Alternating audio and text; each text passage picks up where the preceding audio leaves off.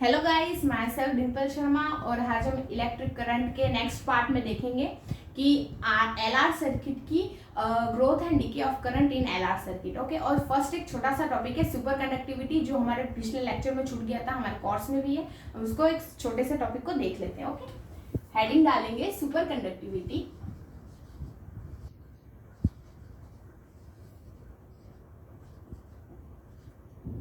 Super conductivity क्या होती है? सर्टेन मेटल्स और एलॉयस होते हैं जिनको अगर हम टेम्परेचर डिक्रीज करते हैं तो उनकी रेजिस्टिविटी जो होती है रो, वो बहुत ही लो हो जाती है या फिर जीरो हो जाती है। तो वो कंडक्ट इलेक्ट्रिसिटी जो होती है उसको बहुत अच्छे से कंडक्ट करते हैं और सुपर कंडक्टर्स कहलाते हैं। ओके, तो इसकी डेफिनेशन लिखते हैं। Certain metals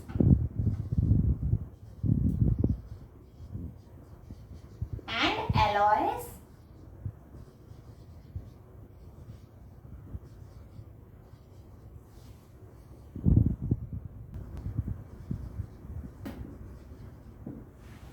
certain metals and alloys loses their resistivity on decreasing the temperature. This phenomenon is called superconductivity and the metals and alloys are called superconductors. Okay, इसका एक example है mercury. Example Hg at 4.2 Kelvin. At 4.2 Kelvin it loses its resistivity, so it is also a superconductor. Okay, and ये जो 4.2 kelvin है वो इसका critical temperature कहलाता है।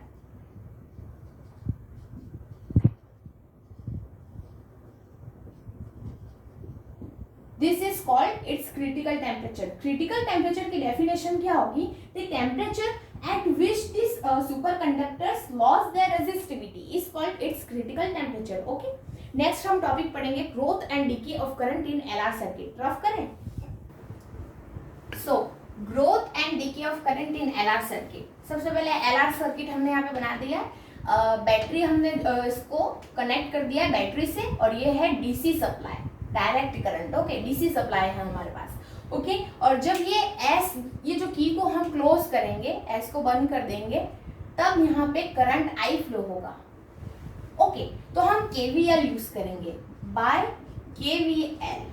अब ये जो इंडक्टर हमारे पास यहाँ इस सर्किट के अंदर है, अगर ये इंडक्टर नहीं होता तो हमारा जो करंट था वो डायरेक्ट से इंक्रीज हो जाता और उसकी मैक्सिमम वैल्यू में आ जाता है हर एक सेकंड के अंदर।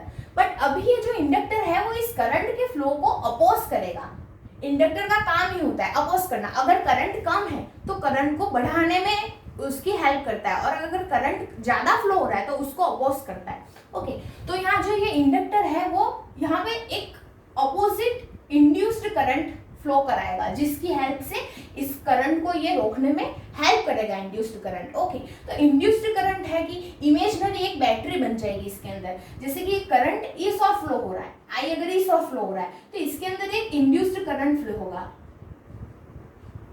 Okay, current positive to negative जाता है तो बैटरी इस तरह से बनेगी। सो यहाँ पे ये जो आई डैश बनेगा जो होगा इंड्यूस्ड करंट, और ये इंड्यूस्ड करंट इसको अपोज करेगा।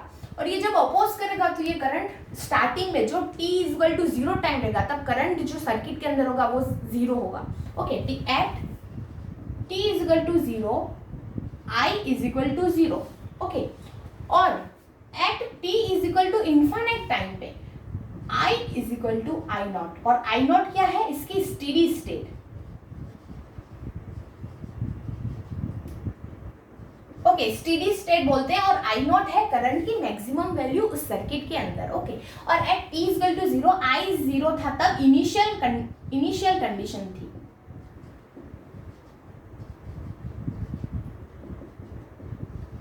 ओके, तो ये हमारे पास दो कंडीशन है कि at t equal to 0 this is initial condition, at t equal to infinite we have steady state. Okay, इन दोनों के बीच में जब करंट था 0 से आई नॉट तक इंक्रीज होगा। अब हम पढ़ क्या रहे हैं? एलआर सर्किट के अंदर जब करंट 0 से आई नॉट तक इंक्रीज होगा, उसके बीच में जो गैप था जब करंट धीरे धीरे ग्रो हुआ होगा, वो ग्रोथ जो थी करंट की वो हम पढ़ रहे हैं। तो फर्स्ट में between time t equal to 0 to infinite, 0 to infinite के बीच में जब करंट था वो आई इज इक्वल टू 0 से I0 तक चेंज हुआ है। इसके बीच में जो करंट का जो ग्रोथ हुआ था वो हम पढ़ रहे हैं LR सर्किट के अंदर। अगर ये L नहीं होता, इंडक्टर हमारे पास नहीं होता, तो ये current directly I0 maximum value पे पहुंच गया होता। बट हमारे पास इंडक्टर है जो उस करंट के फ्लो को अपोज कर रहा है। सो इंडक्टर की वजह से करंट फिर धीरे धीरे, पहले तो ग्रो नहीं होगा, 0 रहेगा, बट फिर धीरे धीरे ग्रो होगा। ओके, तो हम वही ग्रोथ ऑफ करंट पढ़ रहे हैं। तो हम KVL रूल लगाएंगे। KVL रूल के अकॉर्डिंग हमने एक लूप चूज किया। सबसे पहले हम इस लूप में, इस KVL क्या होता है, KVL होता है summation of V is equal to 0। यही KVL होता है। पूरे एक लूप के अंदर जो पोटेंशियल का सम होता है वो 0 के इक्वल होता है। ओके, तो हम यहाँ फर्स्ट में एक लूप चूज कर लिया हमने। अब ये हमने की क्लोज कर दिए, सर्किट पूरा स्टार्ट हो गया है और करंट इसमें फ्लो हो रहा है। अब हम देखेंगे कि यहाँ पे KVL देखेंगे तो फर्स्ट में यहाँ से हम स्टार्ट करेंगे जाना। ओके, लूप हमने चूज की। अब यहाँ आएगा ये प्लस का V, क्योंकि अगर यहाँ ये स्मॉल था वो लोअर पोटेंशियल है और ये जो पॉजिटिव एंड है वो हायर पोटेंशियल है। तो ये जो नेगेटिव एंड है वो लोअर पोटेंशियल है और ये जो पॉजिटिव एंड है वो हायर पोटेंशियल है। तो लोअर से हायर की ओर जा रहे हैं, इसलिए हम KVL के अकॉर्डिंग प्लस का भी यूज करेंगे। ओके, अब यहाँ से हम नेक्स्ट यहाँ पर आएंगे तो इसका पोटेंशियल क्या होगा, इसने भी इंड्यूस्ड करंट प्रोड्यूस किया है। सो ये भी एक इमेजिनरी बैटरी है। ओके, ये असली में इमेजिनरी बैटरी बनाता है, हम इमेज करते हैं, इमेजिनरी बैटरी बनती है इसके अंदर। सो ये भी lower potential and this is higher potential. So it will be negative because हमारी डायरेक्शन इस ओर है और इसकी डायरेक्शन हमें अपोज कर रही है। सो it will B minus L di/dt। हमको पता है कि इंडक्टर के अंदर पोटेंशियल L di/dt के इक्वल होता है। सो अब हम नेक्स्ट जा रहे हैं इधर। ओके, हमारा लूप इस और है, हम यहाँ से हमने स्टार्ट किया, यहाँ तक आए और अब हम रेजिस्टेंस के थ्रू जाएंगे। तो रेजिस्टेंस में क्या होगा, रेजिस्टेंस का पोटेंशियल I × R आएगा। अब वो पॉजिटिव का आएगा या नेगेटिव का आएगा, तो ये आएगा नेगेटिव का, माइनस का IR, बिकॉज हम रेजिस्टेंस के करंट के फ्लो के साथ में जा रहे हैं। हमको पता है कि KVL में हमने पढ़ा है कि अगर यहाँ पे रेजिस्टेंस R है और हम करंट की डायरेक्शन I है और हमारी डायरेक्शन भी इसी हो रहा है तो माइनस का IR लिखते हैं। ओके, और अगर करंट की डायरेक्शन इस हो रही है और हम इसके ऑपोजिट डायरेक्शन से जा रहे होते तो हम लिखते हैं प्लस का IR। ओके, तो हम इसके करंट के डायरेक्शन के साथ जा रहे हैं, हम इसी ओर जा रहे हैं। ओके, और करंट की डायरेक्शन भी इधर है, सो it will B minus IR और इन सब का पोटेंशियल का सम इक्वल टू होगा 0। ओके, नेक्स्ट हम यहाँ से इस इक्वेशन को सॉल्व करेंगे। हमको चाहिए करंट की वैल्यू। हम फर्स्ट में अभी देख के आ रहे हैं ग्रोथ ऑफ करंट, हम अभी ग्रोथ ऑफ करंट देख रहे हैं। ओके, टॉपिक नहीं लिखा, ग्रोथ देख रहे हैं। तो ग्रोथ में मैंने आपको ये सब समझाया। ओके, तो अब इसको सॉल्व करेंगे। हमको करंट की वैल्यू चाहिए, V minus IR is equal to L di/dt। Okay, dt and L इस साइड और V माइनस IR को इधर ट्रांसफर कर देंगे, dt/L is equal to di/V minus IR। Okay, अब इसको बोथ साइड इंटीग्रेट करेंगे। So it will be integration of, okay integrate कर देते हैं। सो ये क्या हो जाएगा, L तो कांस्टेंट है, इंडक्टेंस सॉरी, तो 1/L and it will become T and यहाँ पे क्या हो जाएगा, हम जानते हैं कि integration of 1 minus A minus BX dx is equal to log, इस पूरे को x मान के करते हैं तो 1/x का होता है log x, तो इस पूरे को log x लिख देंगे, log a minus b of x। Okay, इस पूरे को x माना, अब इस पूरे को x माना, अब इसका डिफरेंशिएशन करो तो इसका डिफरेंशिएशन a तो कांस्टेंट है 0 और यहाँ क्या आ जाएगा, माइनस का b बच जाएगा। सो इसका डिवाइड कर देंगे माइनस का b। ये एक फॉर्मूला भी है, आप लर्न भी कर सकते हैं और मैंने इसको आपको समझा भी दिया। ओके, तो ये सेम फॉर्मूला हम यहाँ पे यूज करेंगे। तो यहाँ पे वेरिएबल क्या है, करंट है और R और V कांस्टेंट है फिलहाल इस इंटीग्रेशन के अंदर। ओके, I के रेस्पेक्ट में कर रहे हैं तो ये क्या, इस पूरे को x मानेंगे, इस फॉर्मूला के अकॉर्डिंग इसका आंसर क्या आ जाएगा, it will be become log V minus IR minus 1/R। Okay, minus 1/R। Next R को यहाँ ट्रांसफर कर दो, plus C। Okay, plus C भी होगा, हमने लिमिट नहीं लगाई है इसलिए कांस्टेंट भी आएगा। Okay, at t is equal to 0। अब हमको c की वैल्यू फाइंड आउट करनी है, तभी हम आगे सॉल्व कर पाएंगे। तो at t is equal to 0, I is equal to 0, current 0 था, 0 टाइम पे करंट भी 0 था, करंट फ्लो नहीं हो रहा था। तो हम इसको इनकी वैल्यू यहाँ पुट करेंगे तो हमारे पास क्या आएगा, t is equal to 0, it will become 0 is equal to I is 0, ये 0 हो जाएगा तो ये क्या आएगा -1/r log v। ओके, ये तो 0 हो गया, log v प्लस c, तो c की वैल्यू क्या आ गई, c is equal to 1/r log v। Okay, this is first equation and this is second. by first and second t by l, this put equation second in first, put the value of c in first। okay, c की value यहाँ put कर रहे हैं, t by l is equal to -1/r log v minus ir, c की value plus 1/r log v। Okay, space का मैं एक बार of कर लेते हैं, अब तो नहीं स्टार्ट। सो r का यहाँ कॉमन निकाल करके यहाँ ट्रांसफर कर दो, r t by l is equal to log a minus log b, log a by b log v by v minus I R. Okay, ये कैसे किया, log a minus log b। Okay, यहाँ base e है, okay log पे e base. Okay, तो ये क्या हो जाए log a by b। Okay, तो बहुत बेसिक है, आर टी बाई एल। अब हम इसको रिवर्स कर रहे हैं तो माइनस साइन आगे आ जाएगा और वो माइनस हमने यहाँ लिख लिया है, log V minus I R by V. ये रिवर्स कैसे किया, लॉग ए बाय बी को minus log B by A भी लिख सकते हैं। ओके, ये भी एक फॉर्मूला है, हमने इस फॉर्मूले का यूज किया। अब माइनस का both side multiply, so it will become minus R T by L is equal to log, this will become plus log V. Okay, V by V it will become 1 minus I R by V, I R by V. Okay, और यहाँ पे base है ई। अब आपको एक और formula बचा होगा, log E of a is equal to x हो if, okay, log e of a is equal to x है तो a will equal to e to the power x।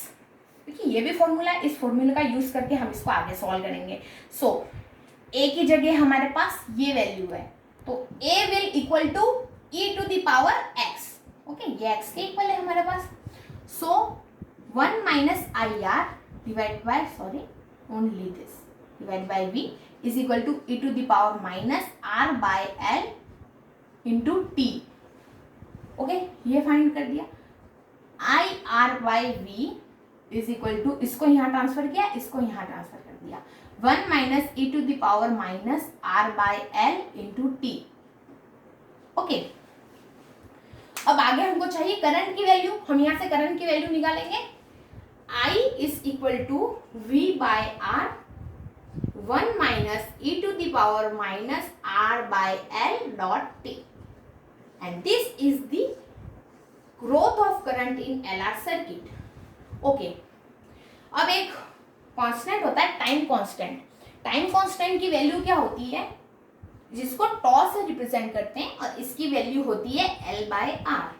Okay, time constant की value, ये T जो है वही time constant है, T भी लिखते हैं इसको। ओके, सो T की वैल्यू हम ऐसे क्या रखेंगे कि ये पूरी यूनिट लेस हो जाए, क्योंकि e की पावर में 2 kg, e की पावर 5 kg, ऐसा आपने कभी सुना है? e की पावर 2 किलोमीटर, e की पावर 5 किलोमीटर, ऐसा कभी नहीं सुना। मतलब e की पावर में जो भी चीज होगी वो यूनिट लेस होगी, और हमारे पास अभी इसकी यूनिट है r by l second inverse. So r by l को कैंसिल आउट करने के लिए हमने t को l बाय r किया, so it will be cancel out, तो e की पावर यूनिट लेस हो जाएगी। सो हम इसको t नहीं, tau is equal to L by R लिखेंगे। ओके, तो ये क्या बच जाएगा, I is equal to V by R 1 minus E to the power minus T divided by L by R लिखा है हमने, एल बाय आर, तो r को और नीचे ले जाएंगे तो l डिवाइडेड बाय r हो जाएगा, और l बाय r को हम टॉ लिख देंगे, v by R 1 minus E to the power minus T divided by tau. Okay, tau है यहाँ पे टाइम कांस्टेंट, तो ये भी एक फॉर्मूला हो गया। और v बाय आर को हम लिखते हैं maximum current I not, I not is equal to v by R होता है। I नॉट कहाँ लिखूं, यही लिखना पड़ेगा, I not is equal to V by R होता है। क्यों I not V by R क्यों होता है, यहाँ तो इंडक्टर भी है, तो वो इसलिए क्योंकि जब ये inductor I is equal to maximum current flow हो जाएगा तब ये इंडक्टर का जो वर्क है वो जीरो हो जाएगा, क्योंकि करंट उसकी मैक्सिमम वैल्यू पे पहुंच चुका है। अब ये जो इंडक्टर है अब इसका कोई वर्क नहीं बचेगा इस सर्किट के अंदर। ये जब जीरो हो जाएगा तब करंट मैक्सिमम हो जाएगा, तब करंट जब मैक्सिमम हो जाएगा तो V डिवाइड बाय R ही उस मैक्सिमम करंट की वैल्यू होगी। I not is equal to V by R। Okay, तो ये V बाय R भी आई नॉट होगा। एक बार और रफ करते हैं।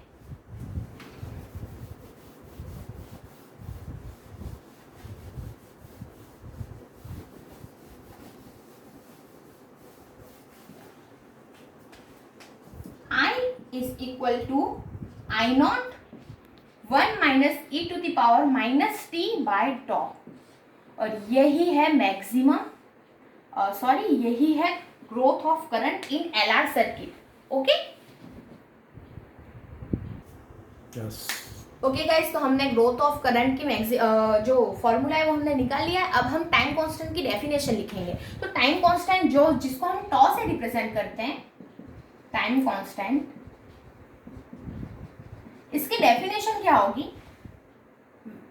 फर्स्ट में तो हम let tau is equal to T कर देंगे। ओके, इसकी डेफिनेशन निकालने के लिए हम एक चीज करेंगे, tau is equal to T कर देंगे। Okay, at tau is equal to T I is equal to I not 1 minus E to the power -1। ये दोनों एक दूसरे को कैंसल आउट कर देंगे, ई की पावर -1 हो जाएगा। I is equal to I not 1 minus 1 upon e. Okay, और 1 अपॉन ई की वैल्यू क्या होती है? 0.368। ओके, 0.368, और 1 अपॉन ई की वैल्यू हम यहाँ पुट कर देंगे, तो 1 माइनस 0.368 की वैल्यू क्या आ जाएगी? 0.632 I not. I is equal to I not आ गया। और इसको परसेंटेज में लिखें तो क्या हो जाएगा? 100 से मल्टीप्लाई कर देंगे, I is equal to 63.2% of I not. Okay, तो यहां से हम टाइम कांस्टेंट की वैल्यू निकाल सकते हैं, टॉ की। Time constant, it is the time period t eight which the current of the circuit will become 63.2% of its maximum value. Okay, तो यही है टाइम कांस्टेंट की definition. It is the time period at which the current will become 63.2% of its maximum value।